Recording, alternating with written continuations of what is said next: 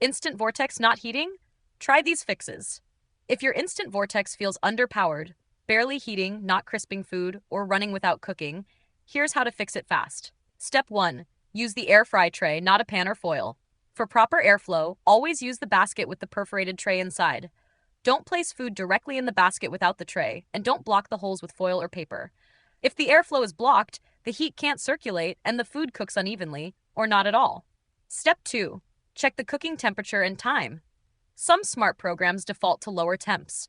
For example, reheat tops out at 360 degrees. Use the air fry or roast setting and manually raise the temp closer to 400 degrees Fahrenheit for better heat output.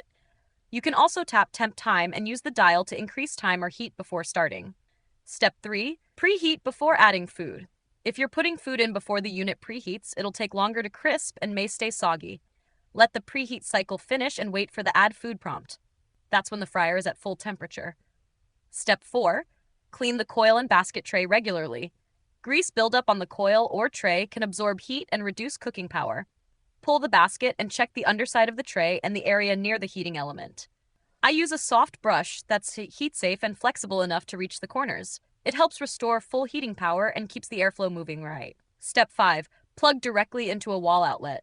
If the fryer feels weak or inconsistent, don't use a surge protector or extension cord. It needs full, stable power from a grounded outlet. Power drops can affect the heating coil's output and mess with temperature control. If the fryer still doesn't seem to heat properly after these steps, it may have a damaged sensor or coil. In that case, contact instant support using the link in the description. If this helped you get your vortex heating right again, subscribe to No Filler Fixes for more fast appliance help. And if your coil or tray's looking greasy or gunked up, I've linked the brush I use below. It's safe on non-stick, flexible, and gets into tight corners. Thanks for watching, and don't block the heat.